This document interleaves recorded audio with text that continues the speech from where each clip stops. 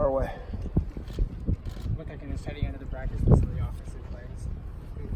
Yeah, that's a different type of practice out there we had today, which was really good, very mental, but still getting a few things done, and execution always breeds excitement.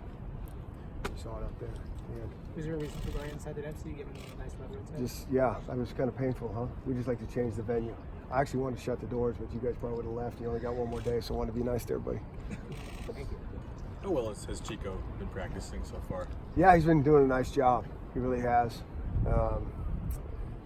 Chico always practices hard and all those type of things. And, since he's been back, he's been great. Coach, the extra padding on the offensive and defensive lineman, is that something new for Paul? I think it's been new for a couple of years. Technology is evolving, and we're still trying to figure out what the exact best thing is. And so we're looking closely at that. Have you seen a few concussions now and then from the trench warfare? You get them across the board. It's not exclusive. There's not a position that is immune for sure. And those guys have probably more head contact than most, just by the nature of the game. And so we're looking closely at that, see if that helps us. You've obviously got an experienced offensive line. I'm wondering what Nick Harris brings in terms of attitude, leadership, those are kind of intangible things. Yeah, he's hard to describe in terms of everything he brings to this locker room and this team, let alone being one of the best centers in the country. That's only part of what he really brings to this team. He's just got that infectious personality. He's got that energy, and everybody loves energy. Everybody attracts the energy, and that's Nick. And so you couple that with how smart he is, how he plays the game, how athletic he is. Fun guy to be around, playing football with. What's your thoughts on the quarterback play this early on in camp? Yeah, I think it's been pretty good. I think all four of them have really been pretty good. I think there's a lot of really good learning going on, but I do think that all of them are playing better than they played in the spring, and that's what we were hoping when we came back from summer, that they'd not only thrown enough balls, which I think they're going to do that, but just really studied. And it's one you can study forever in the film room, and sometimes that doesn't translate to the field. But we've seen it for the first how many we've been for. You can just tell the mistakes that they make. They're good mistakes. They're learning mistakes. They're small mistakes. Now they're still mistakes, and we'll get them cleaned up. But I think there's really good progress being made at that position for sure. It seems like Dylan Morris in particular is thrown with a lot more confidence as opposed to the spring. Yeah, and makes sense. Him being the newest to the crew there, and I thought he did. I thought he did a really nice job in spring for being when he should still be in high school, and really how quickly he picked everything up. So you might not have seen it on the field so much, but you can tell just by his decisiveness with throws out there, and that's what it takes. And no question, he's picked his game up as much as anyone. Are you comfortable having 4 quarterbacks on the roster? Or is there any chance you might add a fifth just for depth? No, I think it's always fluid, and you're always trying to build depth and all those type of things, and so you need. I don't know if you need 5. Sometimes you want to have 5, just depending on what you think the situation is. I think 4 is a good number, but it'll go back and forth probably between 3 and 5. I think that's how most colleges do it.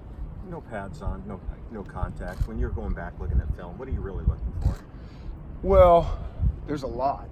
I mean, first and foremost, we can't do anything if we don't have our assignments right. So that's probably the first thing. And then you can still see technique. And, if guys in a good body position, you don't see so much of the finish of plays. Someone's going to finish, and it might make a play bad, but that's going to come with pads. So, those first 2 things are really, we get a lot done. Any glaring weaknesses you're seeing out there? Anything that alarms you, or any pleasant surprises?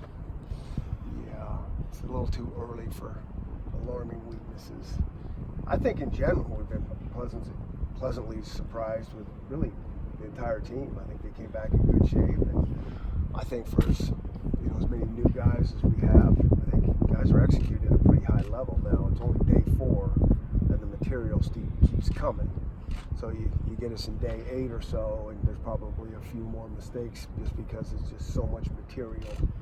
And as we know, we get closer to the game, you clean that all up. But for the first 4, it's been really pretty good. Just looking at the size of some of those guys, is this the biggest team you've ever had? There's some pretty big guys out there for sure.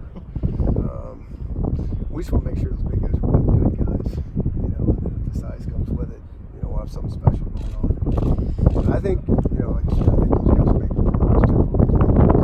Have you seen some of the younger receivers benefit from getting more time out there in the spring, and how have they carried that into the fall? I think so. I think Trey Lowe, and Austin, Marcus.